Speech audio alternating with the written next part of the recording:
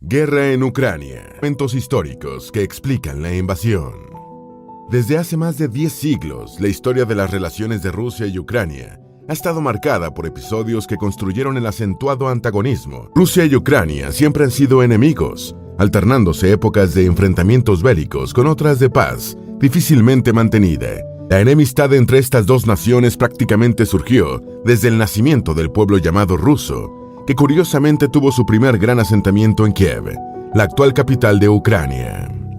La invasión que actualmente Rusia tiene en marcha en Ucrania es ocasión para repasar los principales acontecimientos históricos que han determinado la rivalidad ruso-ucraniana, la Rus medieval y la disputa por su legado histórico. Hacia el final del siglo IX, un antiguo pueblo escandinavo que se hacía llamar Rus, fundando una comunidad que con el tiempo sería la ciudad de Kiev, en la actual Ucrania. Este estado medieval es llamado Kievan Rus o Rus de Kiev. El área medular de este estado era la Ucrania central, ya que Moscú aún no existía y sería fundada 3 siglos después. En 988, el príncipe gobernante Vladimir adoptó el cristianismo por imposición del Imperio Bizantino, y a partir de estos se desarrollarían con el tiempo los idiomas ucraniano, ruso y bielorruso. Luego su comercio se debilitó por la decadencia de Constantinopla y del Imperio Bizantino, y finalmente la Rus de Kiev fue conquistada fácilmente por el Imperio Mongol en 1240. Ucrania y Rusia se disputan las glorias del origen y el legado cultural de la Rus de Kiev, y este constituye el antecedente más antiguo del actual conflicto ruso-ucraniano en Europa.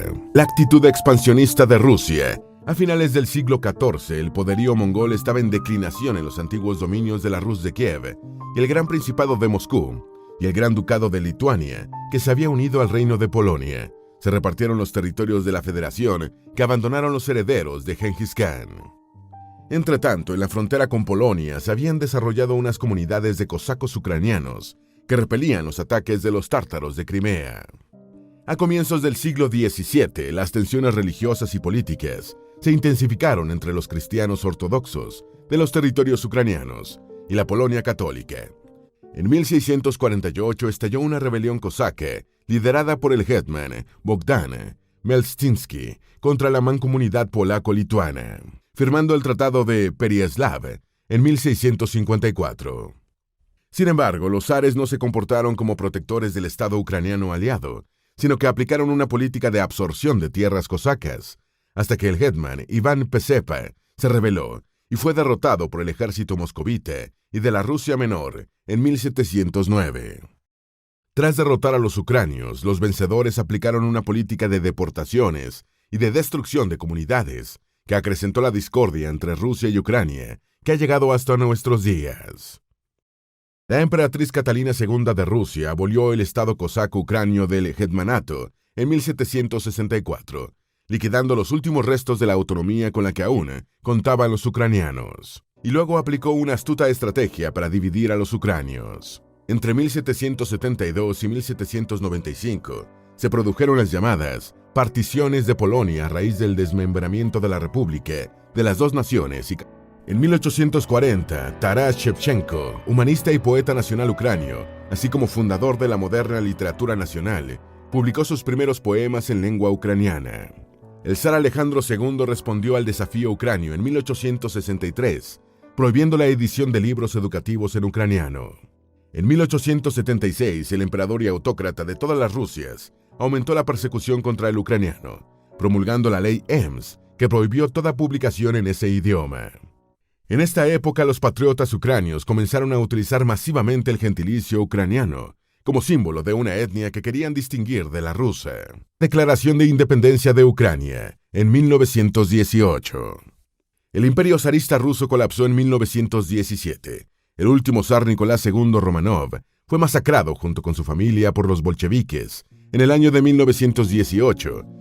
Lenin y demás protagonistas de la revolución bolchevique otorgaron autonomía a los territorios ucranios del extinto imperio zarista con el nombre de República Popular de Ucrania, pero después cambiaron de idea y la invadieron para anexarla al Estado soviético en formación.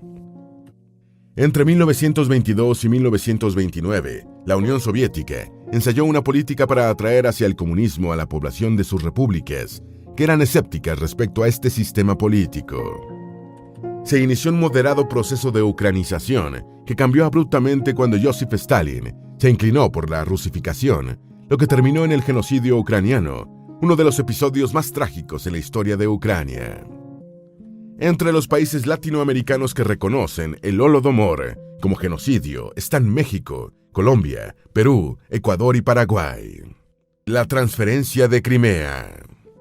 La península de Crimea tiene comunicación terrestre solo a través de Ucrania y en 1921 se constituyó con ella una república autónoma dentro de Rusia. Hitler ocupó Crimea y cuando la URSS reconquistó la península en 1944, Stalin ordenó la deportación masiva de los tártaros, lo que también ha recibido el calificativo de genocidio.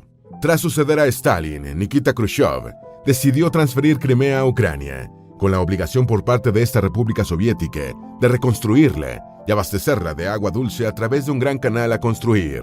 Pero quedaron nuevamente desilusionados cuando la Unión Soviética no promovió una mayor autonomía ucraniana, tal como lo había prometido Khrushchev, sino que la rusificación continuó, promoviendo la asimilación cultural a Rusia. El colapso soviético. Cuando Mikhail Gorbachev comenzó a relajar los controles ideológicos con la Glasnost, a mediados de los años 1980, el sistema comunista soviético entró en terapia intensiva y la URSS colapsó y se disolvió en 1991. La administración de Boris Yeltsin buscaba una Rusia independiente, lo que lo convirtió en un aliado natural de los dirigentes ucranianos que tenían la misma aspiración. En 1994 fue firmado el Memorándum de Budapest por Estados Unidos, Reino Unido, Rusia, Ucrania, Bielorrusia y Kazajistán, mediante el cual Ucrania entregó su arsenal de 5.000 bombas nucleares a Rusia y recibió garantías de su independencia e integridad territorial. Todo esto se vino al suelo con la invasión rusa de Crimea en el año 2014. Esperamos que la guerra en Ucrania termine pronto para poner fin a la tragedia de millones de personas atrapadas en las ciudades y de cientos de miles de desplazados. Pero indistintamente del desenlace, el presente conflicto está añadiendo otra cuenta al largo rosario de hechos sangrientos que han marcado la historia entre Rusia y Ucrania, en los que la abrumadora mayoría de los muertos han sido ucranianos.